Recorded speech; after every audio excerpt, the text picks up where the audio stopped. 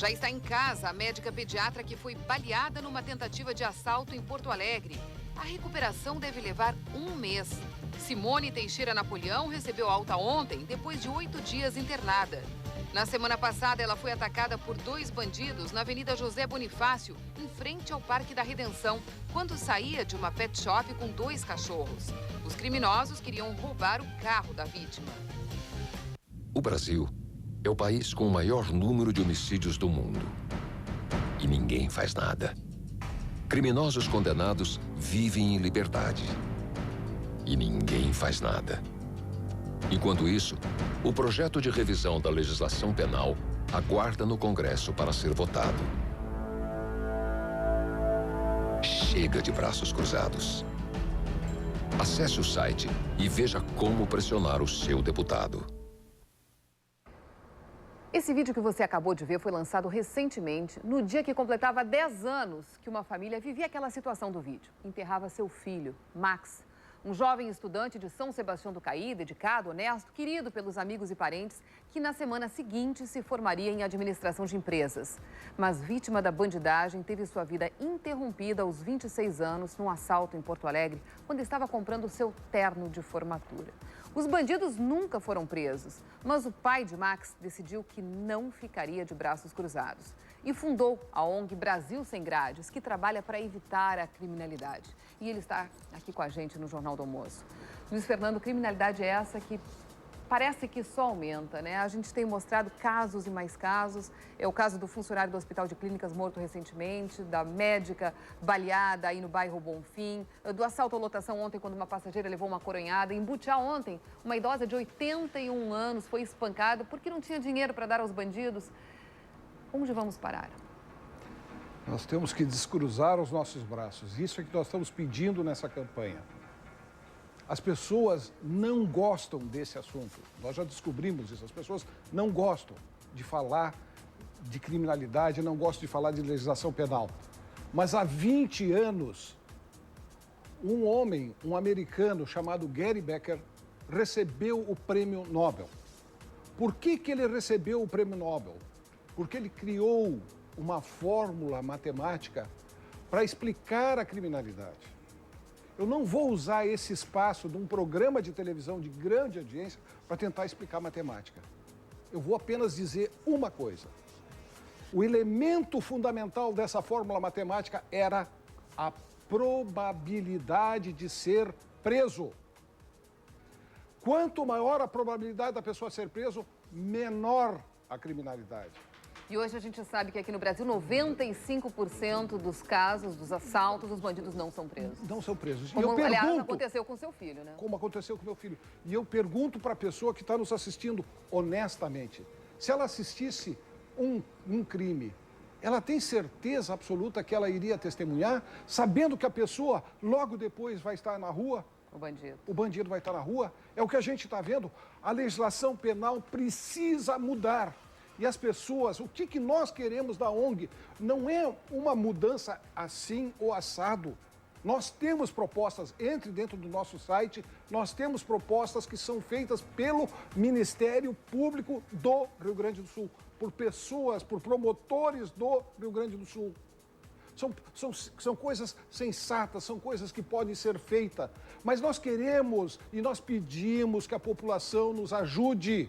Como é que as pessoas, na prática, podem, assim, descruzar os braços e ajudar você aí nessa sua luta?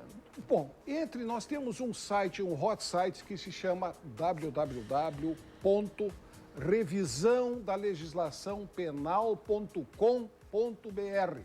A pessoa vai assistir esse vídeo e lá também tem a relação de todos os parlamentares do Brasil.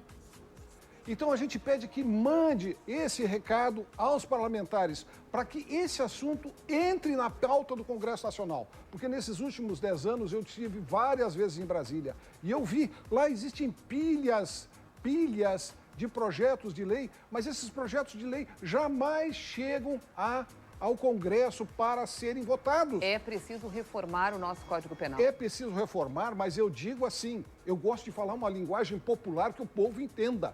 A mudança que o Brasil precisa na legislação penal é tipo Viagra. é para endurecer. Não adianta este tipo de reforma que está tramitando lá, que vai criar o juiz de garantia. Juiz de garantia de quê? Da pessoa, do cidadão que está aí nos escutando? Negativo. Garantia, mais garantia para os bandidos. Não é isso que a sociedade precisa. E o governo do Estado e os deputados estaduais da Assembleia Legislativa têm que parar de ficar recebendo essas verbas, esses cargos de confiança, que são consciências compradas, e começar a discutir por que o Estado do Rio Grande do Sul perdeu essa verba desse presídio. Impediram o projeto de privatização dos presídios. Eu não sou a favor da privatização dos presídios, mas se o Estado do Rio Grande do Sul não tem dinheiro, nós temos que achar uma solução. Porque se nós não enfrentarmos isso, é essa médica, é essa pessoa lá da Ramiro Barcelos, é esse pessoal de Novo Hamburgo, e todos os dias, são 110 assassinatos no Brasil, todos os dias. E amanhã é o dia da criança. Amanhã é o dia da criança e a pessoa pode fazer como ela quiser. Ver o filho aqui na TV, ou ver assim, ou entrar assim, entra nesta moda aqui, ou vai amanhã abraçar o seu filho. Essa indignação deixa a gente realmente emocionado e chocado. Muito obrigada por ter vindo ao Jornal do Almoço. Muito obrigada. Há poucos instantes tivemos aqui a presença justificadamente emocionada do presidente da ONG Brasil Sem Grades, Luiz Fernando Oderich, dedicado há 10 anos à causa do combate à criminalidade, desde que perdeu o seu filho único, vítima de um delinquente jamais descoberto. Esta ONG trabalha pela reforma do atual Código Penal, ultrapassado e demasiadamente benevolente com os criminosos. O problema é que o projeto atualmente em demorada discussão no Congresso se apresenta ainda mais frouxo que o atual, e não pode continuar assim. Porque nós sabemos, uma das causas da criminalidade no Brasil decorre das enormes desigualdades socioeconômicas dos brasileiros, com falta de educação, falta de capacitação de mão de obra, e daí salários baixos ou falta de emprego, e aí pobre, sem instrução, desempregado, em milhares de casos acaba caindo na informalidade do trabalho, na marginalidade e, em tantas vezes, na criminalidade, que é grande por isso. Especialmente no tráfico de drogas, porta aberta para outros crimes. Só que enquanto as lentas políticas educacionais não melhoram essa dura realidade, é preciso proteger as pessoas de bem.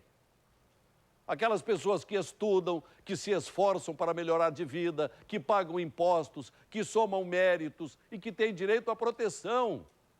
E aí proteção com policiamento ostensivo, presídios para isolar os delinquentes perigosos, legislação mais rigorosa e judiciário eficaz com o interesse social. Por isso, essa desconformidade que também existe com relação a juízes, que felizmente em número minoritário se apegam a formalismos liberais e acabam protegendo mais os criminosos do que a sociedade.